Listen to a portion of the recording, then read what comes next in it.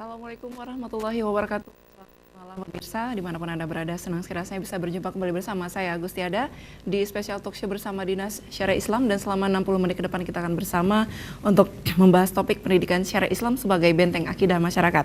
Ya pemirsa, menurut Undang-Undang Nomor 20 Tahun 2003, pengertian pendidikan adalah sebuah usaha yang dilakukan secara sadar dan terencana untuk mewujudkan suasana belajar dan proses, dan memiliki kekuatan spiritual keagamaan, membangun kepribadian, pengendalian diri, kecerdasan, akhlak mulia, serta keterampilan yang diperlukan lainnya. Pendidikan berdasarkan apa yang disampaikan oleh Bapak Pendidikan Nasional Indonesia, Ki Hajar Dewantara. Beliau telah menjelaskan tentang pengertian pendidikan sebagai berikut. Pendidikan yaitu tuntutan di dalam hidup tumbuhnya anak-anak. Adapun maksudnya, pendidikan yaitu menuntun segala kekuatan kodrat yang ada pada anak-anak agar mereka sebagai manusia dan sebagai anggota masyarakat dapatlah mencapai keselamatan dan kebahagiaan setinggi-tingginya. Dari beberapa pengertian pendidikan di atas menggambarkan pemirsa betapa pentingnya pendidikan dan proses pendidikan itu sendiri. Keluarga sebagai acuan pertama dan utama dalam perkembangan anak ini menjadi salah satu poin yang penting dalam masalah ini. Orang tua, ayah, dan juga ibu sebagai pendidik utama di keluarga harus saling bekerja sama untuk mendidik anaknya. Namun pemirsa, untuk membentuk anak yang seperti diharapkan keluarga, bahkan negara, maka pendidikan tidak boleh disepelekan. Akan tetapi pendidikan yang seperti apa yang mampu mewujudkan semua itu dan mampu membentengi anak-anak dari serangan perilaku-perilaku menyimpang dan menyalahi kodratnya sebagai manusia. Ya, pada malam hari ini saya sudah bersama kedua narasumber kita, yaitu Bapak Dr. Jailani MA selaku dosen Fakultas Tarbiyah UIN Araniri, Banda Aceh. Assalamualaikum, selamat malam untuk Bapak Dr. Jailani.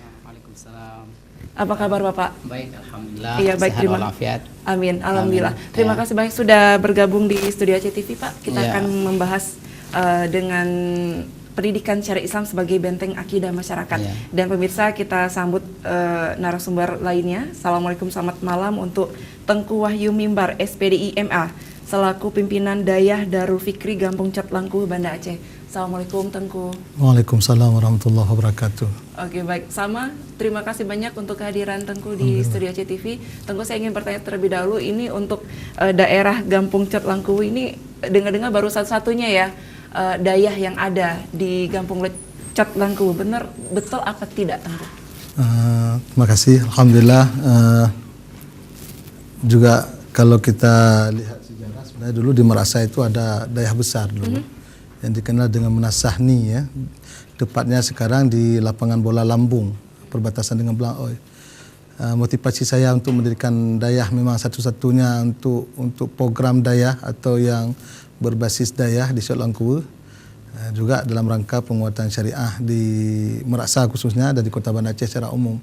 Dan sebenarnya kalau kita dengar sekarang ada beberapa kampung yang lain juga yang sudah mulai mendirikan dayah. Cuma bagaimana nanti metodenya, apakah memang salafi atau kadang nanti perpaduan antara terpadu dengan salafi. Tapi saya pernah mendengar di dalam Jabat akan didirikan dayah juga oleh Bapak Wali Kota kita. Kemudian juga nanti di Surin sudah berdiri juga dayah. Cuma belum terfokus bagaimana dayahnya, apakah dayah salafi atau nanti diperpadukan dengan modern. Tapi alhamdulillah, mudah-mudahan dengan berdirinya Dayah Darul Fikri Cet Langkuh menjadi motivasi awal untuk berdirinya dayah-dayah yang lain di khususnya Merasa, apalagi Banda Aceh saya pikir sudah banyak dayah insyaallah begitu. Oke, baik. Nah, Tengku, untuk metode proses belajar mengajarnya ini berbasis seperti apa nih Tengku? Kita sementara ini memang niat kita padukan, nanti ada sekolahnya insyaallah. Tapi sementara ini kita masih pakai metode tradisional, dayah tradisional. Artinya kita fokuskan pada pembelajaran baca tulis Al-Quran. Kemudian nanti juga yang kelas-kelas tingginya, kelas 3, kelas 4-nya itu kita isi dengan kitab-kitab, khususnya kitab turas namanya, kitab-kitab kuning. Ini juga mempelajari di sana bagaimana memahami agama ini, agama dengan benar melalui konsep-konsep fikih, baik itu dalam mazhab Syafi'i khususnya, dan kita juga tidak terlepas dengan kita pelajari mazhab-mazhab yang lain insyaallah begitu. Nah, untuk dayah Darul Fikrinya sendiri sudah berapa lama ini Tengku?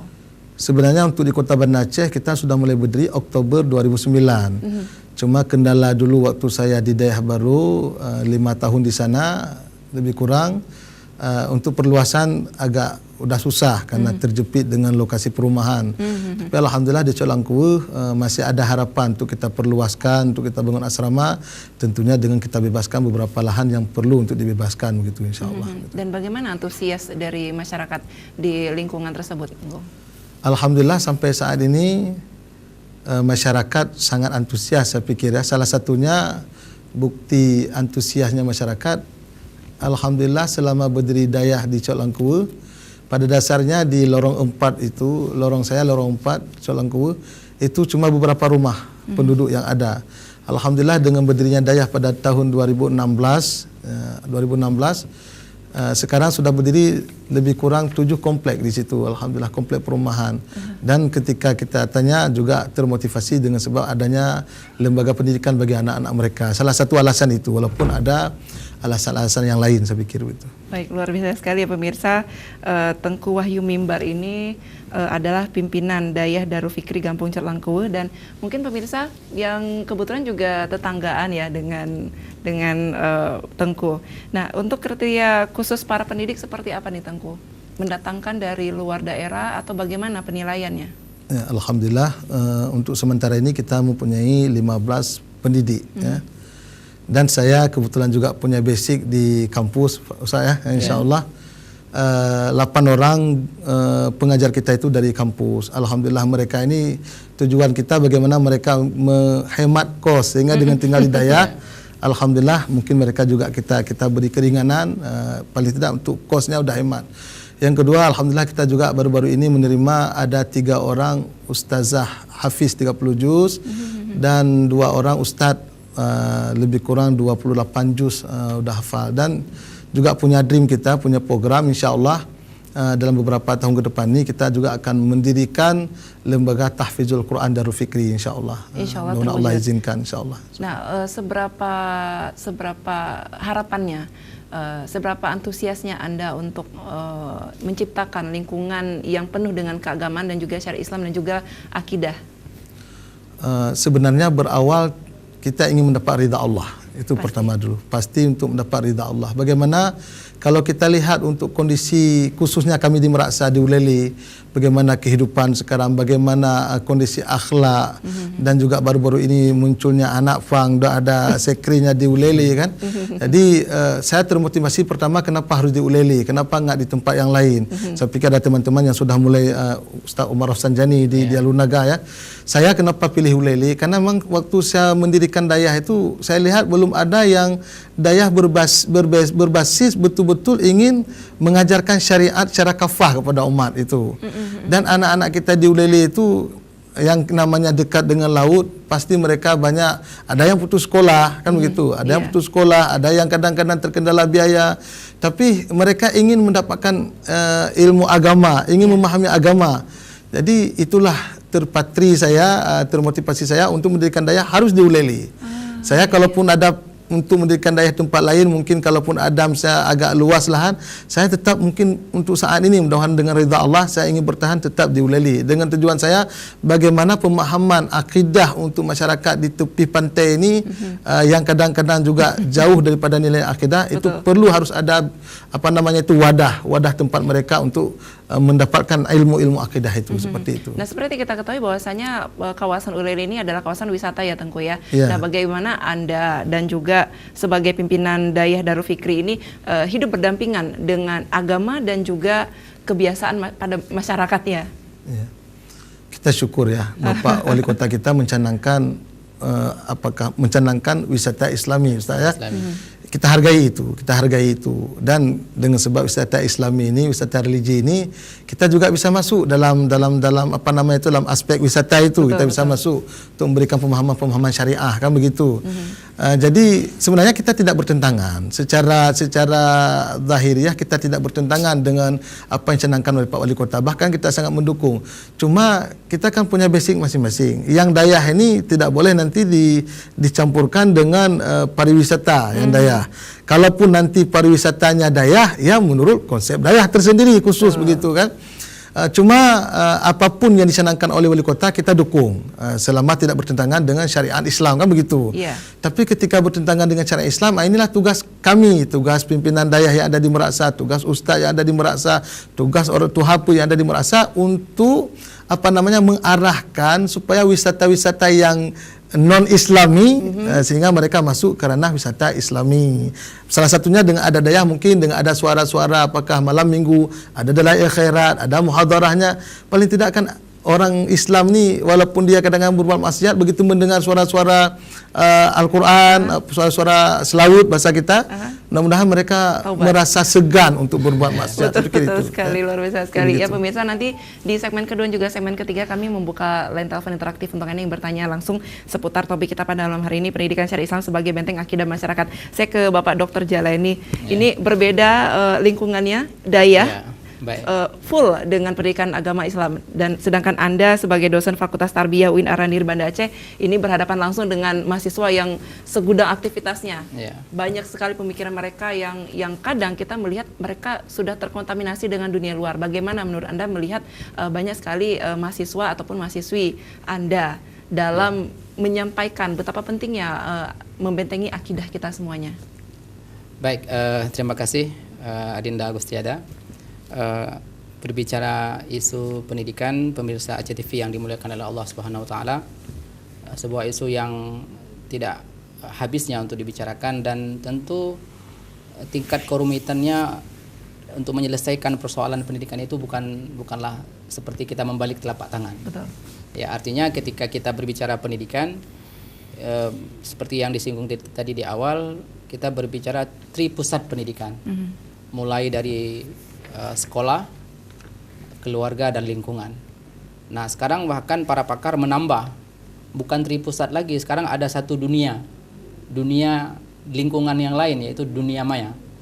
Di dunia maya ini justru yang sekarang ini, yang lingkungan yang keempat ini, yang sangat mempengaruhi dan menggerogoti akidah masyarakat kita, khususnya di kalangan mahasiswa. Tentu kita pernah mendengar isu bahwa di Aceh muncul penyimpangan akidah. Betul. Yang promotornya itu adalah dalam tanda kutip oknum mahasiswa yang berpendidikan tinggi. Baik. Oknum yang berpendidikan tinggi sehingga menjadi masalah di perguruan tinggi. Nah, oleh karena itu kami selaku praktisi pendidikan mengupayakan agar persoalan-persoalan akidah yang menjadi masalah di level manapun sekarang ini, mulai dari tingkat dasar. Kalau kita berbicara pendidikan ini kan ada levelnya, ada level dasar, level menengah, level perguruan tinggi. Dan untuk saat ini, karena dengan dinamika kehidupan yang luar biasa, dunia ini ibarat dunia yang sangat kecil, seluruh informasi yang ada masuk di bahkan dalam kamar anak kita, dalam kamar generasi kita, dalam kantong generasi kita itu masuk berbagai macam aliran. Ya, inilah sesuatu hal yang untuk kita pecahkan secara instan itu tidak mungkin. Betul. Nah, oleh karenanya kita merancang satu kurikulum. Kalau kami selaku dosen di perguruan tinggi telah merancang misalnya bagaimana kita membuat kurikulum yang mampu membentengi akidah mahasiswa kita dengan sebaik-baiknya dan memperkenalkan syariat Islam ini dengan baik. Karena di UIN, di UIN misalnya kan di UIN tidak hanya, misalnya kalau di UIN itu banyak fakultasnya. Di antaranya misalnya fakultas syariah dan hukum, kemudian fakultas ekonomi dan bisnis Islam, kemudian fakultas tarbiyah dan keguruan, tempat saya di mana kalau fakultas tarbiyah dan keguruan itu memang mendidik guru, dan juga kita melibatkan kalangan dayah, misalnya Tuku Wahyu Mimbar ini sering membagi pengalaman beliau menjadi narasumber tajhiz mayat gitu, mitra kerja. Jadi kita melibatkan semua unsur yang terlibat dalam pendidikan untuk memperkuat kemampuan keislaman mahasiswa kita. Nah, sekarang ini kalau misalnya di sains dan teknologi, kita juga ada prodi arsitektur misalnya, itu mereka wajib juga belajar studi syariat Islam di Aceh. Kemudian juga mereka wajib belajar ilmu kalam. Nah, ilmu kalam ini adalah ilmu akidah dalam bahasa lainnya. Kemudian mereka juga belajar fikih dan usul fikih. Mereka juga belajar sejarah pendidikan, sejarah Islam. Betul. Nah, jadi ini sesuatu ya secara struktur kurikulum yang kita bangun, mereka punya basis dulu. Iya. Apalagi kan sekarang di UIN itu, siapa yang masuk ke UIN Araniri itu tidak ada tes baca Al-Quran.